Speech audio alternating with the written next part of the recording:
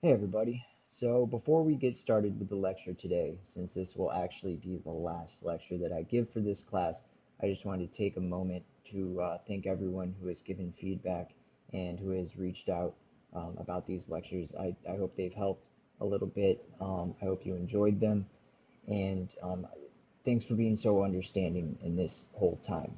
I know y'all didn't sign up for online classes, and I didn't sign up to be an online GA, and it is definitely weird doing lectures in my living room in my pajamas. But I believe that this whole craziness will do nothing but make us become better students and better people overall, and we will come out of it stronger.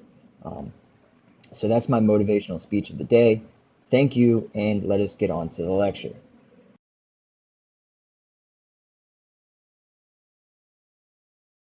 Hey everybody. So today we're going to be talking about secession and reaction. And leading up to this, in the last several lectures, we've talked a lot about how different the North and the South were from each other. We've talked about the difference in their political atmospheres, we've talked about the difference in their economies, and how the whole way of life was just different between the North and the South. And we've also talked about the rise of the Republican Party. The Republican Party was made up of former Northern Democrats, the remnants of the Whigs, and some Free Soiler Party. When the Republican Party gained its first national victory with the election of Abraham Lincoln in 1860, South Carolina decided to leave the Union.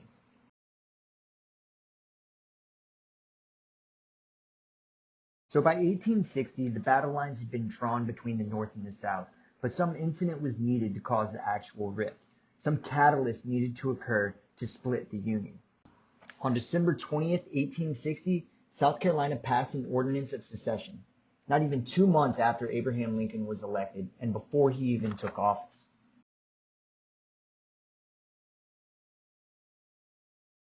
By the next February, 6 more states left the Union: Mississippi, Florida, Alabama, Georgia, Louisiana, and Texas.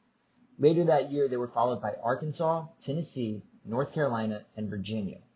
In October of 1861, residents of 39 counties in western Virginia approved a move to secede from Virginia as a whole, form their own state, and join the Union. Of the states that seceded, they all sent representatives to Montgomery, Alabama, which would become the capital of the new Confederate States of America.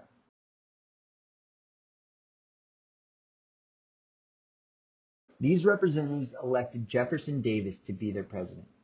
Born in Kentucky but a resident of Mississippi, Jefferson Davis served under Zachary Taylor during the Mexican-American War. He represented Mississippi in both the House of Representatives and the Senate, and he served as Secretary of War under Franklin Pierce.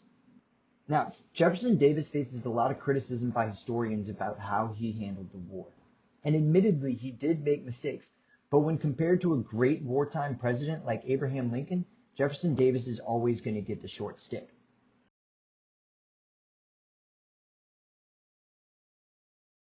So beyond just the slavery issue, there were other reasons why some Southerners felt that secession would be a practical move and a good idea overall for the South. Some felt that the South had lost its position of equality in politics to the northern free states. The political balance had been destroyed with the entrance of California into the Union as a free state. Now, there were more free states than there were slave states. Southerners had also felt that the North had violated the rights of Southern citizens by circulating abolitionist propaganda and aiding escaped slaves. Also, the formation and implementation of the Republican Party was hostile to all Southern interests. Southern extremists argued that the South could prosper without the Union.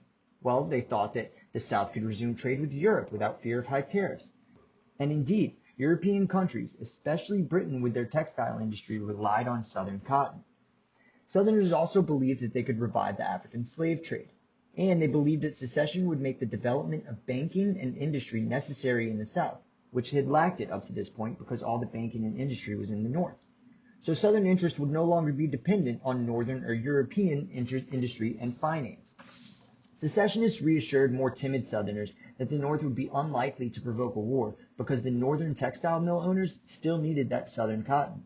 And they also said that in the event of the war, they could probably count on the British as allies because the British textile industry really needed their cotton. Sentiment about secession was mixed in the North. President James Buchanan, who was still serving out his lame duck term, felt that there were no constitutional rights for states to leave the Union. But he also felt that the federal government had no right to compel the states to return to the Union.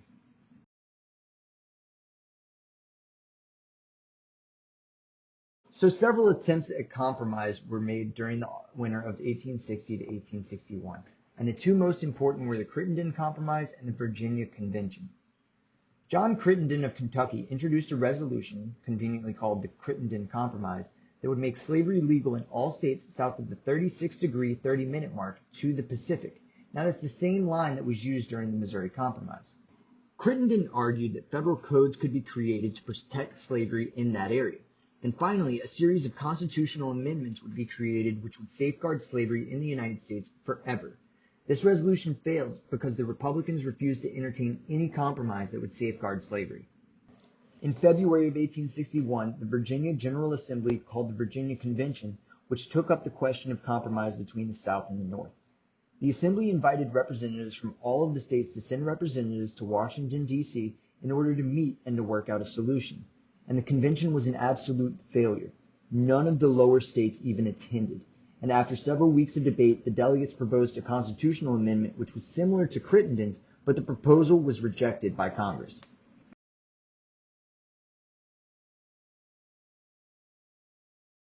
So Abraham Lincoln took office in March of 1861, and Lincoln felt that once a state had become a member of the Union, it had no right to leave it, voluntarily or otherwise. And on the day of his inauguration, he announced that the secession ordinances were legally void. He vowed to use the powers of his office to hold, occupy, and possess property and places belonging to the federal government. And at the same time, he promised not to begin any hostilities. As far as Lincoln was concerned, the South hadn't even left the Union. In terms of realistic policy, Lincoln had several points. One, he wanted to unite the North behind his administration and the Republican Party. He also wanted to keep some of the slave states who had not seceded loyal. And even on his election, he said that he did not intend to interfere with slavery where it had already existed.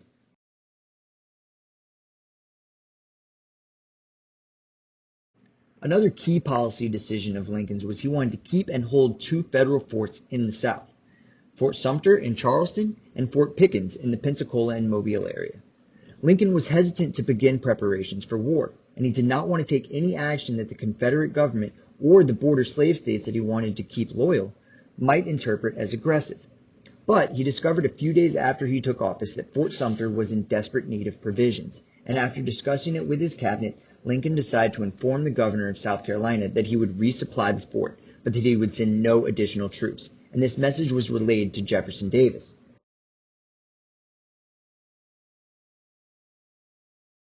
Now, trouble at Fort Sumter began back in January of 1861 when Confederate troops refused to allow Union troops to resupply the fort.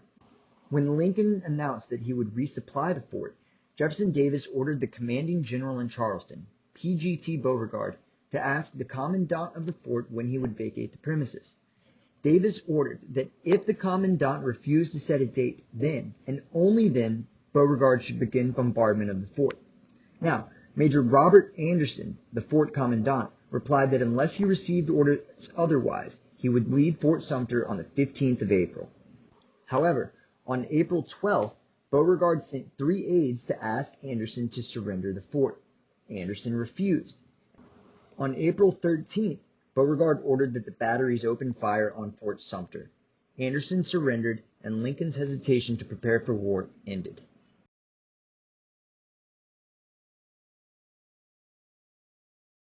On April 15, 1861, President Lincoln issued a proclamation calling upon all the governors of the states still in the Union to raise 75,000 militia troops to serve for 3 months.